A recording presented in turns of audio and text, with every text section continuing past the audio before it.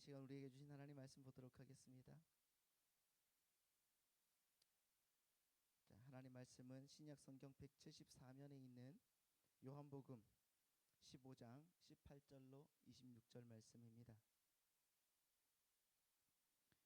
18절로 27절 말씀과 16장 1절 말씀까지 우리가 보도록 하겠습니다. 제가 봉독해 드리겠습니다. 요한복음 15장 18절 말씀 이하를 봉독해 드리겠습니다. 세상이 너희를 미워하면 너희보다 먼저 나를 미워한 줄을 알라. 너희가 세상에 속하였으면 세상이 자기의 것을 사랑할 것이나 너희는 세상에 속한 자가 아니요 도리어 내가 너희를 세상에서 택하였기 때문에 세상이 너희를 미워하느니라. 내가 너희에게 종이 주인보다 크지 못하다 한 말을 기억하라. 사람들이 나를 박해하였은즉 너희도 박해할 것이요 내 말을 지켰은즉 너희 말도 지킬 것이라. 그러나 사람들이 내 이름으로 말미암아 이 모든 일을 너희에게 하리니 이는 나를 보내신 이를 알지 못함이라. 내가 와서 그들에게 말하지 아니하였다면 죄가 없었으려니와 지금은 그 죄를 핑계할 수 없느니라. 나를 미워하는 자는 또 내 아버지를 미워하느니라. 내가 아무도 못한 일을 그들 중에서 하지 아니하였더라면 그들에게 죄가 없었으려니와 지금은 그들이 나와 내 아버지를 보았고 또 미워하였도다. 그러나 이는 그들의 율법에 기록된 바 그들이 이유 없이 나를 미워하였다 한 말을 응하게 하려 함이라. 내가 아버지께로부터 너희에게 보낼 보혜사 곧 아버지께로부터 나오시는 진리의 성령이 오실 때에 그가 나를 증언하실 것이요 너희도 처음부터 나와 함께 있었으므로 증언하리라. 16장 1절 말씀입니다. 같이 읽습니다. 시작. 내가 이것을 너희에게 이름은 너희로 실족하지 않게 하려 함이니. 아멘. 자, 오늘 또 귀한 주님의 은혜가 여러분 삶에 가득하기를 소망합니다. 우리 앞뒤좌우로 다시 한번 인사하겠습니다. 우리 안에 계신 하나님은 세상보다 크십니다. 그 크신 하나님이 여러분 삶에 딱 들어차 계십니다. 아멘. 그래서 우리가 가는 길마다 하나님 아버지 그 은혜가 넘치고 풍성해질 줄 믿습니다. 할렐루야. 그렇죠? 그런데 여러분 오늘 말씀을 보시면은 주님께서 제자들에게 뭐라고 하십니까? 야, 세상이 너희를 미워할 거야 그러시죠. 세상이 너희를 미워한다 그러시죠. 그렇게 여러분 본문을 잘 보시면은 세상으로부터 성도들에게 너희들은 미움을 당할 것이고 그 제자들이 바로 우리 성도잖아요. 맞잖아요. 그러니까 성도들에게 세상으로부터 성도들이 미움을 당할 것이고 고난이 또한 찾아올 것인데 내가 지금 왜 이 말을 너희에게 하는가 하면 그것은 너희가 뭐하지 않게 실족하지 않게 당황하지 않게 하기 위함이다라고 말씀하고 계시는 거예요. 생각을 해보십시오 여러분. 그냥 아무 말 없이 툭 한 대 맞으면 굉장히 당황하잖아요. 그렇지 않습니까? 그러니까 당황하지 않게 하기 위해서 주님께서 말씀하셨지만은 제자들은 언제나 당황하더라. 맞으면 아픕니다 여러분. 그러나 주님의 말씀이 우리 가운데 임하여 있기 때문에 그 성령께서 우리를 끝까지 붙들고 가시기 때문에 우리는 늘 주님과 함께하는 자들이기 때문에 여러분 우리가 그렇게 살아갈 수가 있는 거거든요. 믿으십니까? 한번 생각을 해보십시오. 지난주까지 우리가 무슨 말씀을 받는지를 한번 생각을 해보세요. 지난주까지 어떤 말씀을 보셨습니까? 요한복음 15장 16절 17절 말씀 한번 보시죠. 16절 17절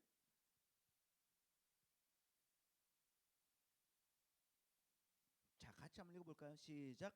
너희가 나를 택한 것이 아니요 내가 너희를 택하여 세웠나니 이는 너희로 가서 열매를 맺게 하고 또 너희 열매가 항상 있게 하여 내 이름으로 아버지께 무엇을 구하든지 다 받게 하려 함이라.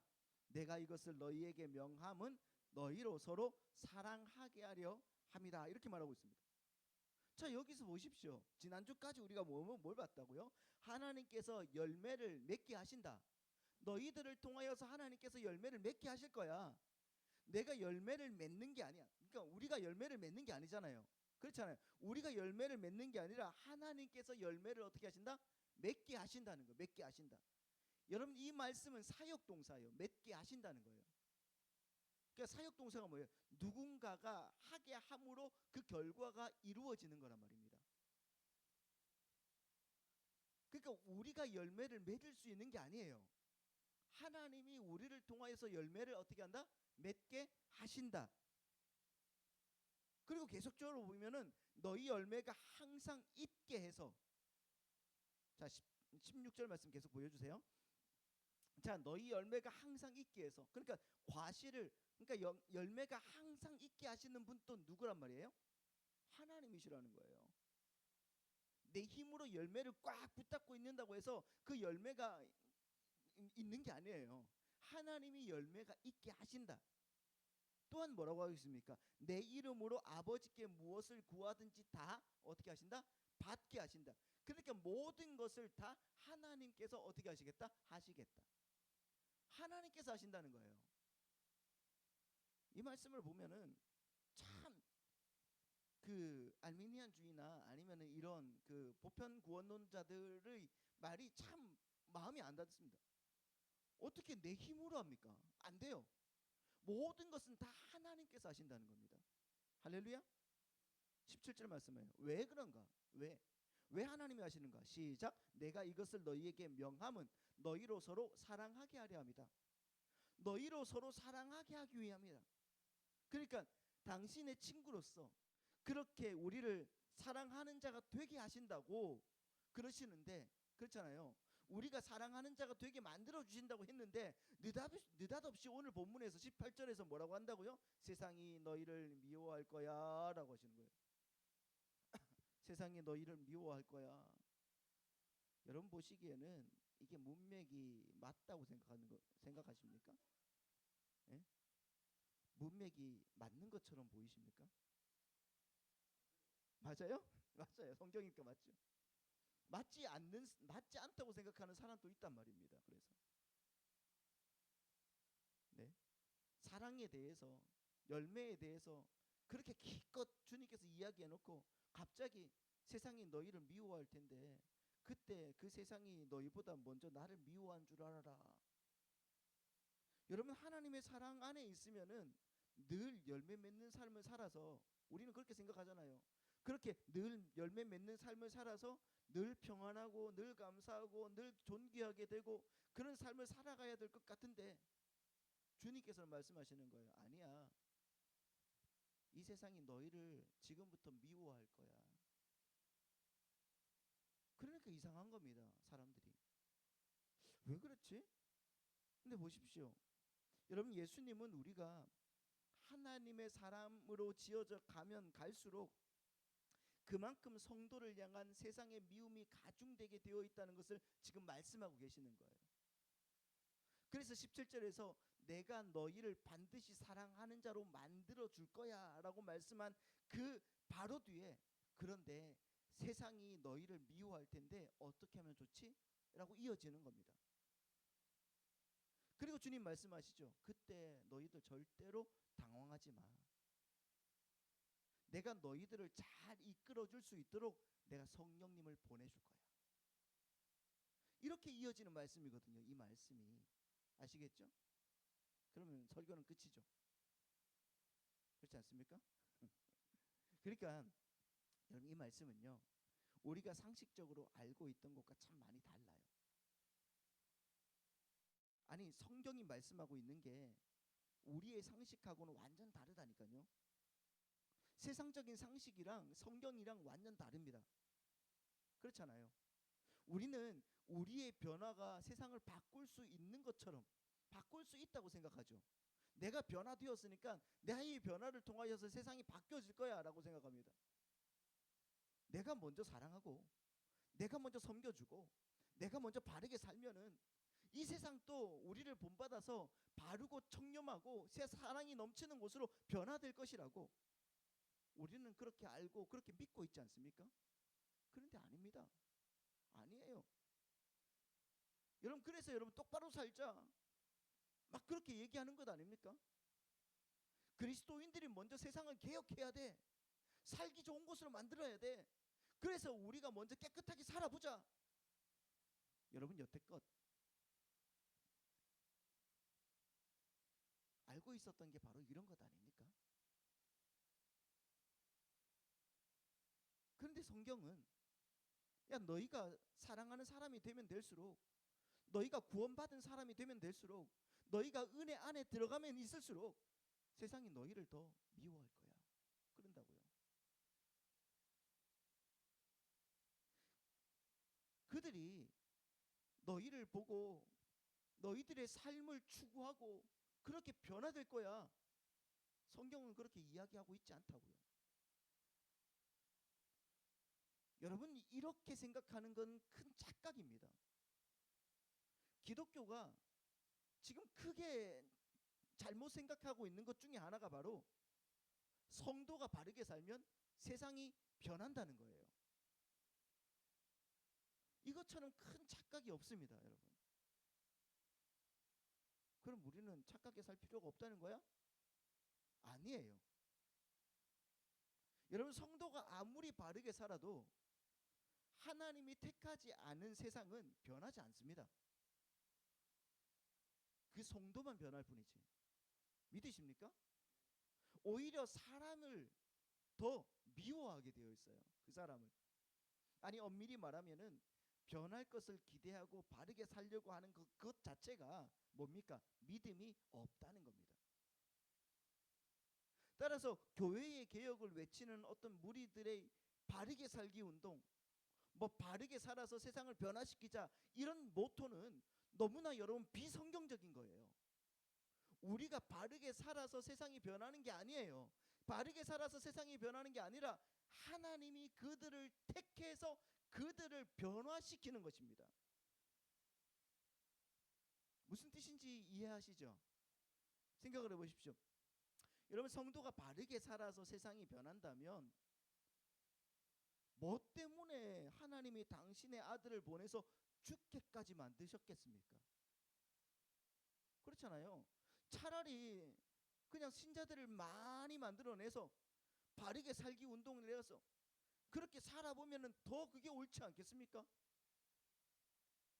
그렇게 바르게 사는 그 많은 신자들을 보고 많은 사람들이 바르게 살 것 아니에요. 그렇다면은 하나님은 예수님을 이 땅에 보낼 필요가 없었던 거죠. 근데 하나님은 예수님을 이 땅에 보내셨단 말이에요. 이 땅은 변화되지 않는다는 것입니다. 그런 이들을 많이 만들어내면 될 것 같다? 아니에요. 주님은 주님께서 피를 흘리셔야지 온 백성들이, 하나님의 백성들이 구원받는 거예요. 여러분 성도가 바르게 살고 사랑하며 섬겨야 되는 진짜 이유가 뭔지 아십니까? 우리가 바르게 살고 사랑하고 섬겨야 되는 진짜 이유가 뭐예요? 그거는 누군가는 변화시키기 위해서가 아니라 우리는 단지 내가 예수님께 속한 자이기 때문에 그렇습니다.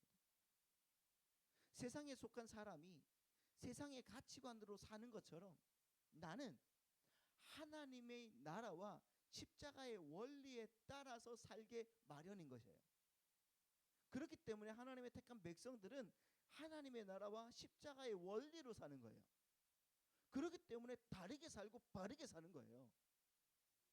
여러분 그래서 우리가 예수님께 속하였기 때문에 세상과 다른 방식으로 사는 것이 당연한 것이고, 이전처럼 죄를 지으며 호기 부리던 삶이 점차 불편해지고 부끄러워지는 것입니다. 하나님이 우리를 성도의 삶으로 그렇게 이끌고 가신다는 거죠. 그러니까 성도의 바른 삶은 당연히 나와야 되는 것이지 내가 남을 바꾸기 위해서 나오는 게 아니라는 것을 여러분 기억하시기 바랍니다. 그렇게 여러분 세상과 다른 원리와 목적으로 사는 성도를 이제 세상은 어떻게 하겠습니까? 어색해하는 거예요. 그렇지 않습니까? 내가 하나님의 말씀 안에서 이제 지어져서 주님의 은혜로 막 살다 보면은 세상이 나를 어색해해요. 그리고 미워하고 배척하게 되는 겁니다. 심지어 우리 안에 남아있는 옛사람의 그 오염과 죄의 흔적조차 여러분 성령의 그 외침과 싸우면서 우리를 자꾸 괴롭히잖아요. 따라서 내 노력으로 타인이나 세상을 변화시키겠다는 그 꿈은 우리는 깨버려야 되는 것입니다. 여러분의 삶을 통해서 솔직히 한번 생각을 해보세요. 세상이 변화되었습니까? 여러분 우리는 구원받은 백성이 맞죠? 아멘? 구원받은 하나님의 백성들이 다 맞잖아요. 하나님의 백성들이 맞는데 여러분의 가정은 변화되었습니까? 세상은 오히려 나를 이상한 사람 취급하더라고요. 그렇잖아요. 미친 사람 취급할 때도 있어요. 동창회에 가면은 야, 쟤 원래 저런 애 아니었잖아. 어? 쟤 좀 이상해졌어. 그런다니까요.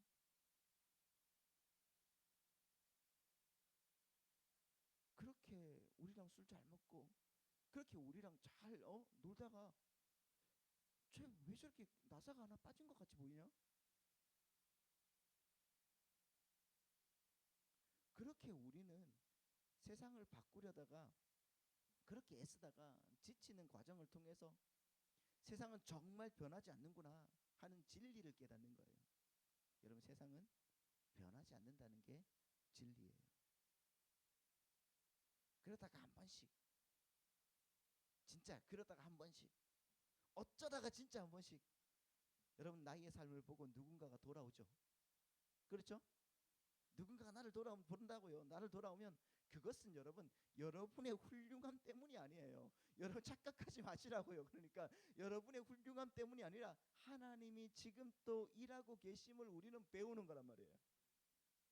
나의 훌륭함 때문이 아니라 지금 또 하나님이 나를 통하여서 일하고 계시는구나. 그거 배우는 겁니다. 그렇다면 도대체 성도가 예수를 믿게 되면은 여러분 그 삶 속에서 어떠한 변화가 일어나기에 그러한 세상의 미움과 시험과 고난이 성도의 삶에 닥치게 되는 것인지 오늘 한번 생각을 해보자는 겁니다. 하는 말씀 가지고 오늘 한번 생각을 오늘 이 분량은 굉장히 좀 많아요. 많아서 다음 주까지 이어질 예정입니다. 그럼 먼저 여러분 예수를 믿는 성도들을 세상이 미워하게 되는 이유가 뭐겠습니까? 예수님을 믿는 성도들을 세상이 미워하는 이유가 뭐겠어요?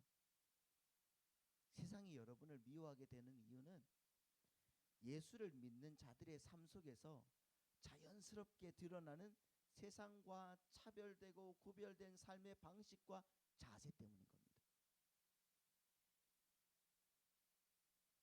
그렇죠? 믿으십니까? 세상과 차별되고 구별된 삶의 방식과 자세가 있어요. 우리는 그것 때문에요. 여러분 19절 말씀 다시 한번 보십시오. 19절 말씀 보시면 이렇게 나와 있습니다. 시작. 너희가 세상에 속하였으면 세상이 자기의 것을 사랑할 것이나 너희는 세상에 속한 자가 아니요 도리어 내가 너희를 세상에서 택하였기 때문에 세상이 너희를 미워하느니라. 믿으십니까? 저 이 말씀이 너무 좋아요. 그렇지 않습니까? 여러분도 좋아하는 말씀이 되시길 바랍니다. 이 말씀을 보시면은 하나님은 당신이 택한 자만 사랑하신다고 그러죠.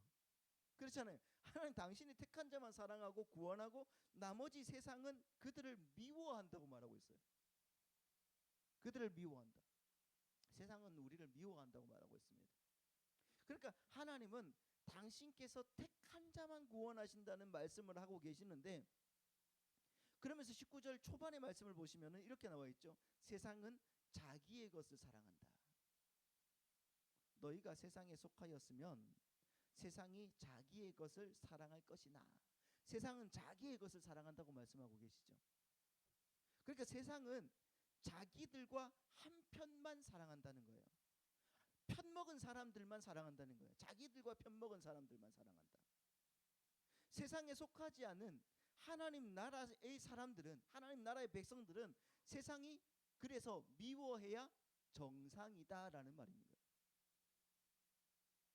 세상이 우리를 왜 이렇게 미워할까요? 정상입니다. 회사에 갔는데 내가 하나님 말씀대로 살아보겠다고 저는 술 안 먹습니다. 회식 때 그랬던 우리 청년이 한 명이 있었습니다. 그 친구가 그때부터 불이익을 당하기 시작해요. 술을 안 먹는다는 겁니다.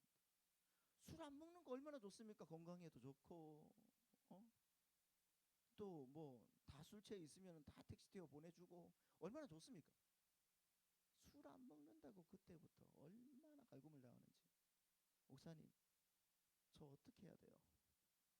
저 이 회사에서 나가야 될까요? 어렵게 얻은 회사인데 한번 버텨봐라. 진짜 버텼어요.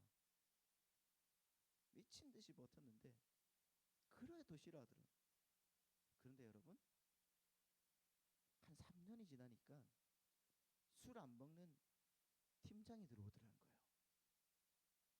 그때부터 자기의 인생이 목사님 나 요즘에 너무 좋아요.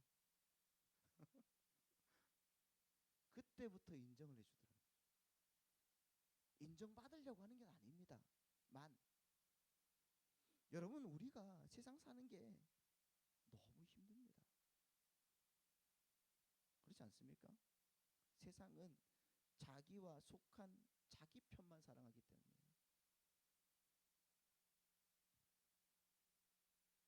근데 여러분 이 말씀을 혹시 곡해하셔서 나는 별로 세상과 다른 모습을 보이지 못하고 있는데 어떡하지? 이런 분들도 계시죠. 그렇지 않습니까?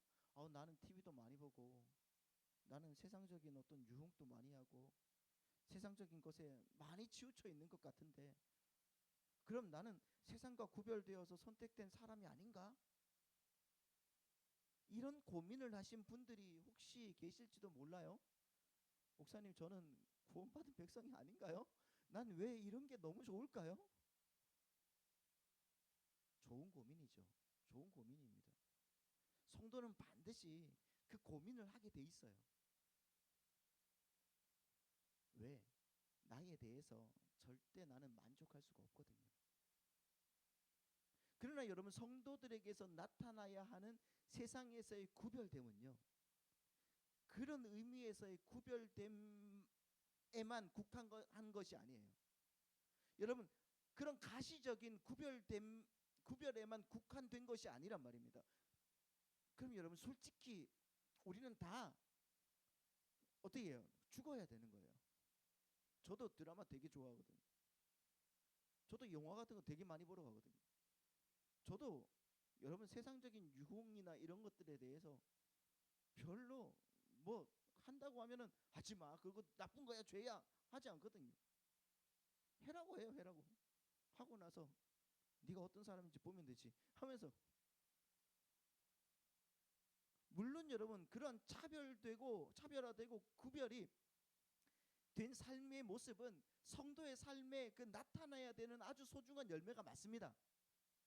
하지만 지금 제가 말씀드리고 있는 구별이라는 것은 그러한 가시적인 결과물만이 아니라 좀 더 포괄적인 성도의 삶에 대한 자세와 그 삶의 지향점에 관한 문제를 지금 이야기하고 있는 거예요.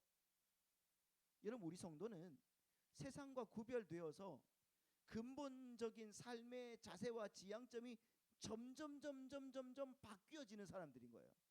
맞죠? 우리는 세상에서 사는 사람들이에요. 그래서 죄의 때를 묻고 산단 말이에요. 그래서 우리는 죄를 지을 수밖에 없는 그러한 인생입니다. 맞습니다.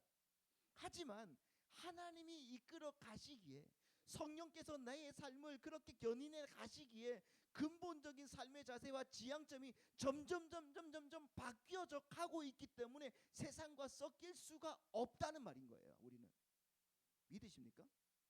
그렇다고 우리가 뭔가 대단해서가 아니라 하나님이 우리 안에서 그렇게 세상과 섞일 수 없게끔 우리를 계속 끌고 내려가신다는 말입니다. 그래서 세상이 자기들과 다른 그들을 미워한다는 것이죠. 우리는 우리가 세상과 똑같은 줄 알아요. 그렇지만 여러분 세상은 여러분을 굉장하게 굉장히 생경하게 대합니다. 예수 믿는 사람들을 굉장히 생경하게 대한다고요. 때때로 직장의 동료나 여러분의 가족들이 뭐 10년 전이나 20년 전이나 여러분을 똑같이 대하고 있다고 여러분들은 생각할지도 모르겠지만 그렇지 않아요. 여러분은 몰라도 여러분 밖에서 여러분을 보는 이들은 여러분을 볼 때 때때로 생경함을 느낍니다. 느낀다고요. 분명 하나님이 우리 안에서 일을 하신다면 그들이 우리를 그렇게 봐야 된다는 것입니다. 어떤 면으로든 여러분은 그들의 눈에 다르게 비춰지게 되어 있습니다. 믿으십니까? 그런 구별됨. 저는 지금 그걸 이야기하고 있는 거예요. 그것 때문에 세상이 여러분을 뜨악하고 생각하고 저렇게 변했다고 하면 생경하게 생각하고 그것이 심지어 나중에는 나와 다른 거라는 판단을 내리고 여러분을 미워하게 되는 거란 말입니다. 그리고 그 다름에 극이 달할 때 여러분을 죽이고 싶어 하는 겁니다. 바리새인들이 예수님을 죽이고 싶은 이유가 뭐였습니까? 그들과 예수님이 달라서였어요. 달라서. 나와 다르기 때문에. 그게 세상인 거예요. 그리고 그게 성도인 거예요. 그러니까 하나님의 백성들은 포도나무이신 예수님에 의해서 필연적인 결실의 자리로 인도되게 되어 있단 말입니다. 그렇죠? 그래서 그들은 자기를 주장하고 숭배하던 그 자리에서 내려오는 삶의 과정을 반드시 겪게 되는 거예요. 그 과정을 신앙생활이라고 하는 겁니다. 그 과정에서 내가 자발적으로 내려오는 것 같죠? 내가 그냥 내려가야 되겠네 하고 자발적으로 내려오는 거 아니요. 끌려 내려오는 거예요. 하나님에 의해서. 사도 바울 같은 사람을 한번 생각을 해보십시오. 여러분, 사도 바울은 자기가 어떻게 하면은 핍박을 면할 수 있을까? 박해를 면할 수 있을까? 이걸 정말 잘 알던 사람 아니었습니까? 여러분이 아시는 것처럼 그는 이스라엘에서 가장 높은 그런 상위 클래스에 있었던 사람이에요. 그런 가말리엘 문화에서 충분히 유대교에 관해서 충분히 열심히 공부했던 사람입니다. 어떻게 보면 가말리엘의 수제자라고 했잖아요. 그러니까 그 당시에 뭐 서울대라고 할까요? 우리나라에서 거기에서 여러분 탑에 달했던 사람이에요. 뿐만 아니라 그는 로마 시민권을 갖고 있었습니다. 그 당시에 로마 시민권을 갖고 있는 사람들은 여러분 얼마 없었어요. 로마 시민권을 갖고 있던 사람이에요. 길리기아 다소라는 곳에서 헬라 문명을 아주 잘 공부했던 사람입니다. 그는 또한 바리새인이었습니다. 바리새인이었기 때문에 그가 유대인에게 핍박을 받지 않기 위해서는 유대인들이 목숨처럼 여기는 그들의 행위를 건들지 않으면 됐던 겁니다. 그래서 스데반이 죽을 때 어떻게 했습니까? 자기는 그냥 손으로 물만 씻었어요. 그건 끝이에요. 자기가 죽여놓고. 어떻게 하면 알았던 겁니다. 아주 잘 알고 있었어요. 그리고 그런데 어떻게 합니까? 그가 유대인들에게 예수가 그 삶에 들어오고 성령께서 그를 인도하시니까 유대인들이 목숨처럼 여기는 그들의 행위를 건드려 버리는 겁니다. 아주 잘 알고 있었는데도 건드려 버리는 거예요. 그가 헬라 사람들에게 핍박을 받지 않기 위해서는 굳이 예수 그리스도가 하나님의 아들이시다, 그분이 주님이시다 이렇게 하는 이야기, 그 이야기만 빼고 다른 사람들이 듣기 좋아하는 이야기만 하고 다니면 됐습니다. 그런데 하나님이 그를 가만히 안 놔두더라는 거예요. 유대인들에게는 야, 너희들이 이때까지 율법을 의지하고 있었다면 너희들은 독사의 자식들이 맞는 거야. 가차없이 욕을 퍼부어서. 헬라인들에게는 야, 이들 회개해야 돼. 너희들이 믿는 그 알지 못하는 신, 그게 바로 예수님이야, 하나님이야 라고 이야기해버린 거예요. 너희들이 믿는 그 로마 황제가 주님이 아니라 우리 하나님이 바로 주님이시야. 그렇게 이야기했습니다. 할렐루야. 그러니까 어떻게 됩니까? 가는 곳곳마다 두들겨 맞아요. 가는 곳곳마다 두들겨 맞아요. 가는 곳곳마다 감옥에 갇힌다는 겁니다. 세상에서 그렇게 잘난 사람이 이제 세상에게 불편한 사람이 되어버린 겁니다. 그래서 어떻게 합니까? 사도 바울이 자기 고백이 있죠. 자, 고린도전서 한번 봅시다. 고린도전서 4장 9절부터 한번 보겠습니다. 여기서 보시면은 내가 생각하건대 하나님이 사도인 우리를 죽이기로 작정된 자같이 끄트머리에 두셨음에라고. 하나님이 사도인 우리를 죽이기로 작정된 자같이 끄트머리에 두셨다. 이 무슨 말이에요? 하나님께서 바울을 어떻게 쓰셨다고요? 죽이기로 작정된 자같이 끄트머리에 딱 두셨대. 너 이제 죽어야 돼 하면서 그렇게 계속 보십시오. 우리는 세계 곧 천사와 사람에게 구경거리가 되겠노. 여러분 이건 좋은 의미에서 구경거리가 아니에요. 뭡니까? 아이고 저 꼴 좀 봐라. 저거 잘난 척 하더니 이제 포로로 잡혔네. 저 포로로 잡혀가는 거 봐라. 아이고 저거 연약한 모습 봐라. 저 망한 꼴 좀 봐라. 이런 구경거리로 만들었다는 거예요. 하나님이. 그냥 내가 잘못해가지고 그런 구경거리가 되면은 말도 안 하겠는데 하나님이 그렇게 만드셔버리는 거예요. 10절 우리는 누구 때문에? 누구 때문에? 그리스도 때문에. 그리스도 때문에 어리석으나 너희는 그리스도 안에서 지혜롭고 우리는 약하나 너희는 강하고 너희는 경기하나 우리는 비천하여. 11절 바로 이 시각까지 우리가 줄이고 목마르며 헐벗고 매맞으며 정처가 없고 또 수고하여 친히 손으로 일을 하며 모욕을 당한 즉 축복하고 박해를 받은 즉 참고 비방을 받은 즉 권면하니 우리가 지금까지 세상의 더러운 것과 만물의 찌꺼기 같이. 만물의 찌꺼기가 뭐예요? 만물의 쓰레기 같이 되어버렸단 말이에요. 하나님이 그렇게 만드셨다는 거예요. 여러분 이런 상황이면 여러분들은 하나님을 찬양할 수가 있겠습니까? 이런 상황에 놓이면 여러분들은 하나님께 나는 정말 하나님 편입니다 라고 말할 수가 있겠습니까? 네? 이런 삶을 살고 싶으세요? 말도 안 나오네요. 네? 그런데 사도 바울은 이런 삶을 살면서 뭐라고 하는지 아십니까? 16절 말씀 보세요. 4장 16절 시작. 그러므로 내가 너희에게 권하노니 너희는 나를 본받는 자가 돼. 크게 한번 읽어보세요. 시작. 그러므로 내가 너희에게 권하노니 너희는 나를 본받는 자가 되라. 뭘 그런 것까지 권해요. 뭘 이런 것까지 권하냐고. 만물의 찌꺼기 같이 되는 거, 쓰레기 같이 되는 거, 세상 사람들의 그 끄트머리에 있는 거, 그런 거 되라고요? 되라고 말씀하고 있잖아요. 지금 나를 본받는 자가 되라. 바울은 하나님이 자기를 세상의 끄트머리에 두셨다는 것을 알았어요. 그리고 하나님께서 그렇게 하시겠다는데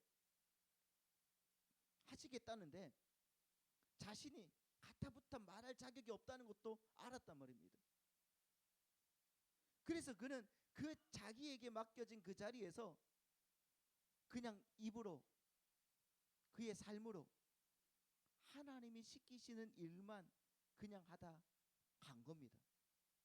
나의 지혜가 아니라 나의 생각이 아니라 하나님 당신이 말씀하신 그 일, 예수의 일만 내가 하다 가겠습니다.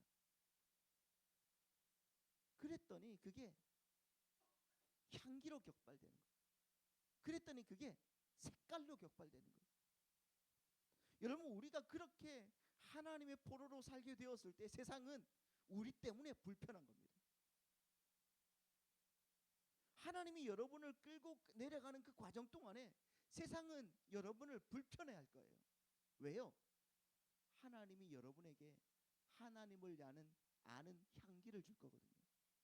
그 냄새를 맡으면 우리끼리는 좋아요. 근데 세상은 불편해요.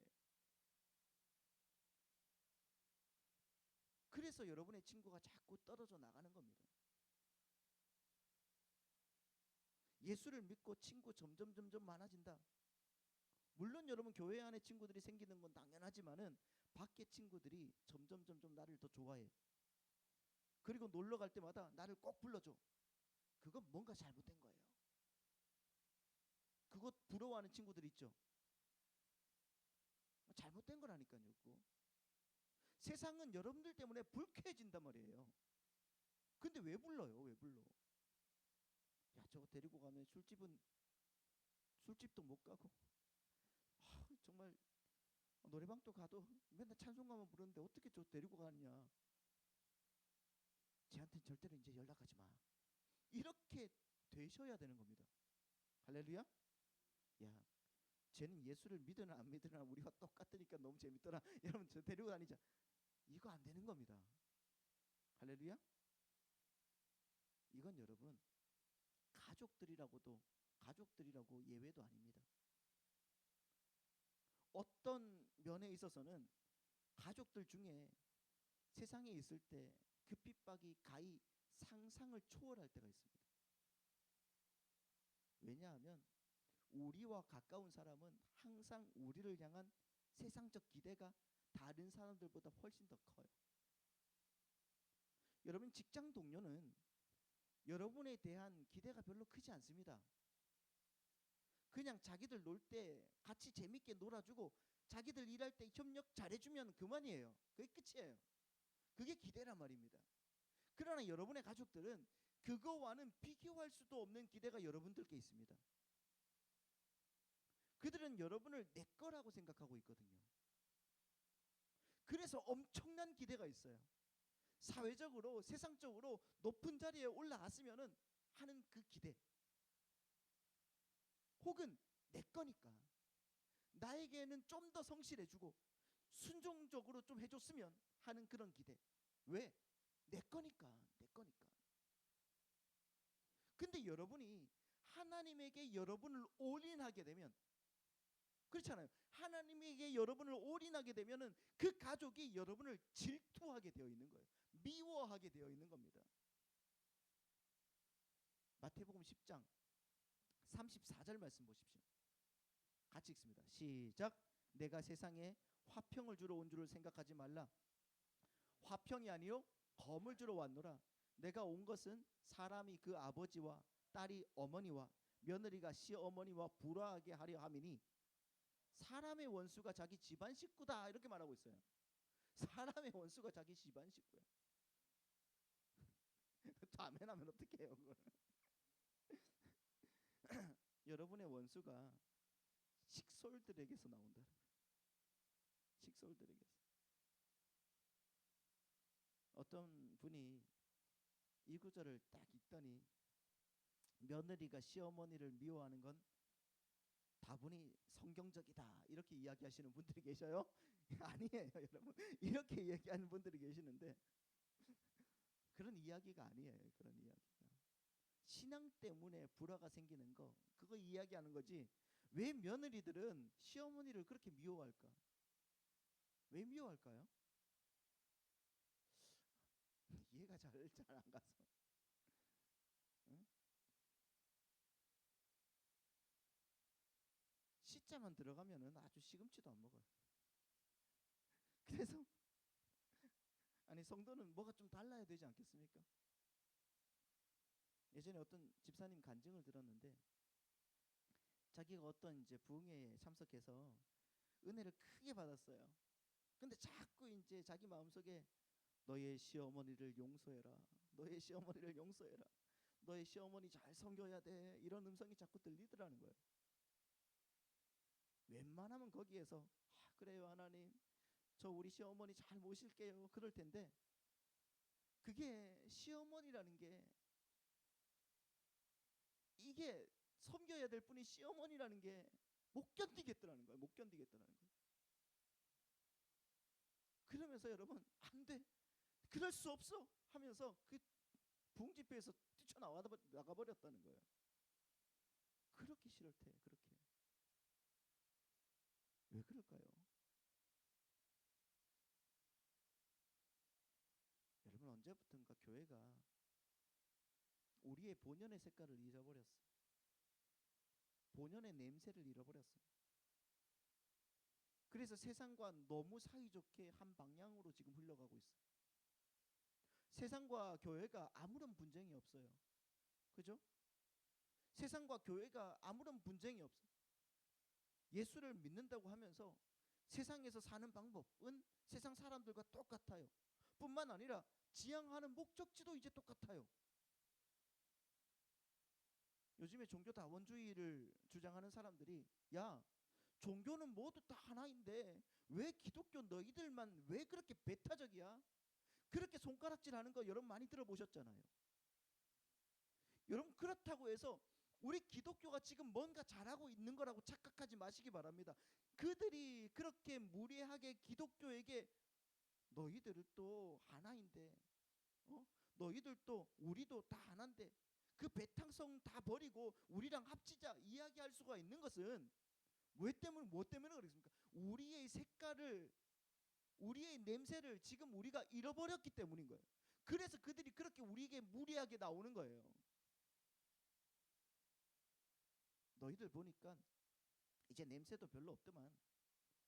아니 너희들 보니까 색깔도 이제 별로 뭐 흐리멍텅하더만. 냄새도 없는 것들이 왜 그렇게 유별나게 굴어? 야, 이리로 들어와 이제.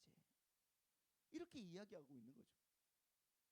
너희들 왜 그렇게 배타적이야? 이거는 너희들 참 우리와 다른 삶을 열심히 살아내는구나. 참 존경스럽다. 그런 의미로 우리에게 배타적이라고 얘기하는 게 아닙니다. 너희도 우리와 별반 다를 게 없는데 왜 그렇게 유난을 떨어? 왜 그렇게 배타적이야? 이렇게 조롱하는 거예요. 조롱하는 거. 여러분 인도의 간디가 그랬잖아요. 간디가 예배당에 실제로 여러분 수십 차례 출입을 했습니다. 예배당에 갔어요. 예수를 믿어보겠다고 예배드리러 예배당에 갔습니다. 나중에 간디가 왜 교회를 떠나는지 아십니까? 너희들하고 나하고는 다를 게 없어 이거예요. 내가 왜 꼭 예배당에서 예배를 드려야 돼? 안 드려도 되겠던데? 그 말은 나는 너희들보다 더 착할 수가 있어. 그리고 내 마음은 너희들보다 훨씬 더 순결해. 그런데 왜 꼭 여기 앉아 있어야 돼 내가? 이거거든요. 물론 간디가 복음을 오해했기 때문에 그렇게 기독교를 모욕하고 나갔지만은 이건 다분히 우리가 언제부터인가 성경이 이야기하는 성도의 색깔과 냄새를 잃어버렸기 때문에 그렇다는 겁니다. 찾아야 돼요. 우리가 진짜 세상과 역행해서 우리 교회에서 설교되어지는 대로 진짜 약해지고 섬겨주고 죽어주는 그런 삶을 그렇게 연어들처럼 거꾸로 역행하면서 살고 있다면은 그걸 종교다원주의자 중에 어떤 이가 실제로 봤다면은 그들이 함부로 우리에게 그렇게 무례하게 얘기하지 못할 거란 말입니다. 여러분과 제가 정말 반성하고 회개할 일이 바로 이 일이에요. 그러니까 이렇게 바꿔주신 우리를 이렇게 이끌어 가실 주님의 은혜에 감사하시는 주님의 백성들이 되시길 바라고 축복합니다.